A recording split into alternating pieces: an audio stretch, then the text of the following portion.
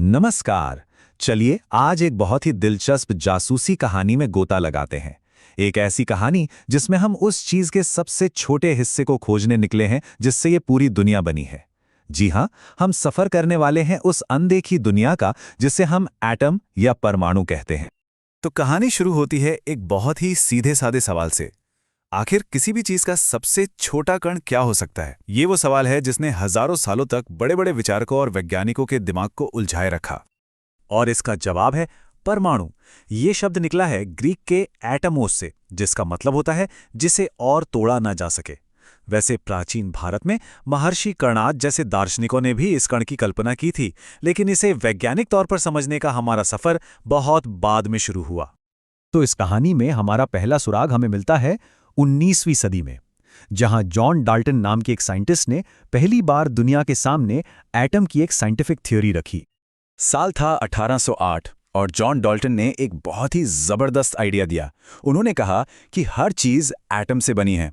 ये एटम अविभाज्य हैं, मतलब ये सबसे छोटे हैं, इन्हें और नहीं तोड़ा जा सकता, और किसी एक एलिमेंट के सारे एटम बिल्कुल एक जैसे होते हैं। सोचिए, उस जमाने के लिए ये कितनी बड़ी बात थी। डाल्टन की ये थ्योरी लगभग 100 साल तक चली। सब कुछ ठीक लग रहा था, लेकिन साइंस का काम ही है सवाल पूछना, और सबसे बड़ा सवाल यही था कि क्या एटम सच में आखिरी मंजिल है? क्या इसके अंदर झांकने पर कुछ भी नहीं मिलेगा?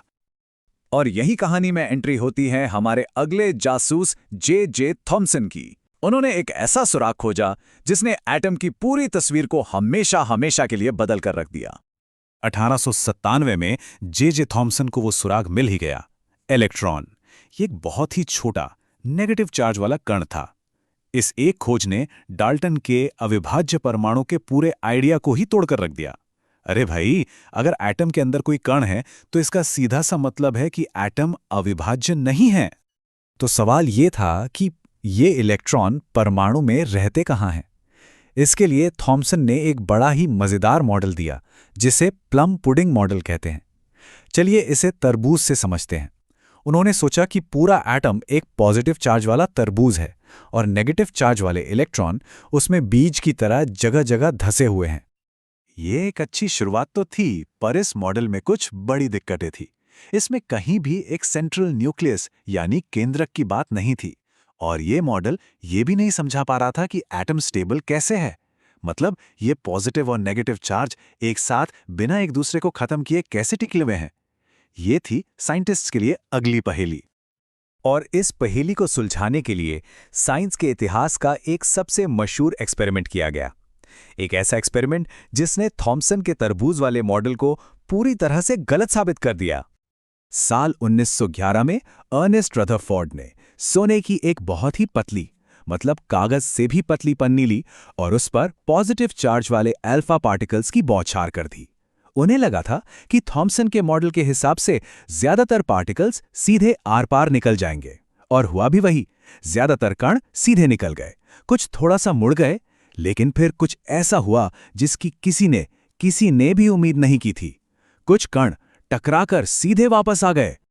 रदरफोर्ड खुद इतने हैरान थे कि उन्होंने बाद में कहा, यह तो बिल्कुल वैसा ही था जैसे कोई टिश्यू पेपर पर 15 इंच का तोप का गोला चलाए और वो गोला वापस आकर चलाने वाले को ही लग जाए। तो इस हैरान कर देने वाले नतीजे का मतलब क्या था? इस एक नतीजे ने परमाणु के बारे में हमारी समझ को पूरी तरह से बदल दिया। इससे दो बातें साफ हो गईं। पहली, एटम का ज्यादातर हिस्सा खोखला यानी खाली जगह है, इसीलिए तो ज्यादातर कण सीधे निकल गए। और दूसरी, एटम के बिल्कुल सेंटर में कोई बहुत छोटी, भारी और पॉजिटिव चार्ज वाली चीज है जिसे उन्होंने नाम दिया न्यूक्लियस। तो अब हमारे पास परमाणु की एक बिल्कुल नई तस्वीर थी। थॉमसन का वो तरबूज वाला मॉडल गया और उसकी जगह आया रदरफोर्ड का सोलर सिस्टम मॉडल। इसमें बीच में एक न्यूक्लियस था, बिल्कुल सूरज की तरह, और इलेक्ट्रॉन उसके चारों तरफ चक्कर लगा रहे थे जैसे ग्रह सूरज का चक्कर लगाते हैं। लेकिन रदरफोर्ड के मॉडल में भी एक बहुत बड़ी गड़बड़ थी।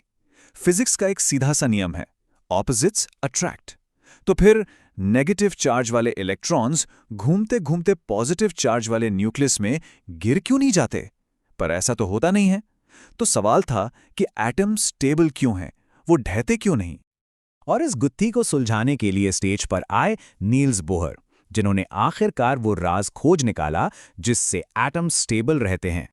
1913 में बोहर ने एक कमाल का आइडिया दिया। उन्होंने कहा इलेक्ट्रॉन ऐसे ही कहीं भी नहीं घूम सकते। उनकी अपनी फिक्स्ड गलियां हैं जिन्हें एनर्जी लेवल्स कहते हैं। जब तक कोई इलेक्ट्रॉन अपनी गली यानी अपनी कक्षा में है वो एनर्जी नहीं खोता और इसीलिए वो न्यूक्लियस में नहीं गिरता। इस एक आइडिया ने आखिरकार एटम्स के स्टेबल होने की पहेली को सुलझा दिया।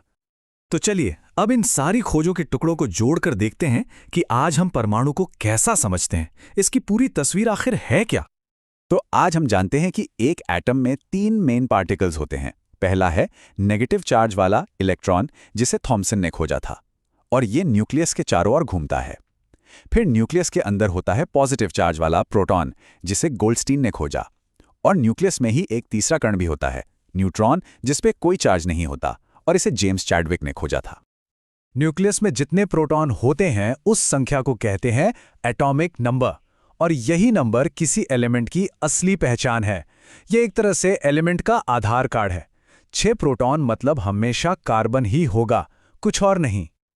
और जब हम प्रोटॉन और न्यूट्रॉन की कुल संख्या को एक साथ गिनते हैं तो हमें मिलता है मास नंबर। मतलब एटम का लगभग सारा का सारा वजन उसके न्यूक्लियस में ही होता है। तो एक बार जल्दी से इस सफर को फिर से देखते हैं। कहानी शुरू हुई 1808 में डॉल्टन के सिंपल से गोले से। फिर 1897 में थॉमसन इलेक्ट्रॉन के साथ आए। 1911 में रदरफोर्ड ने न्यूक्लियस खोजा। 1913 में बोहर ने उन कक्षाओं को स्टेबल किया और आखिर में 1932 में चैडविक में न्यूट्रॉन की खोज के साथ इस तस्वीर को पूरा किया। तो आखिर में सवाल ये उठता है कि परमाणु के अंदर का ये सफर हमें सिर्फ साइंस के फैक्ट्स के बारे में बताता है या खुद साइंस के बारे में भी कुछ सिखाता है? ये हमें सिखाता है कि साइंस कोई मंजिल नहीं बल्कि एक सफर है। हर जवाब एक नया सवाल खड़ा करता है। जैसे डॉल्टन के मॉडल को थॉमसन ने सुधारा, थॉमसन को रदरफोर्ड ने, और आज भी साइंटिस्ट परमाणु के अंदर क्वार्क्स जैसे और भी छोटे कणों को समझने की कोशिश कर रहे हैं। ये खोज कभी खत्म नहीं होती।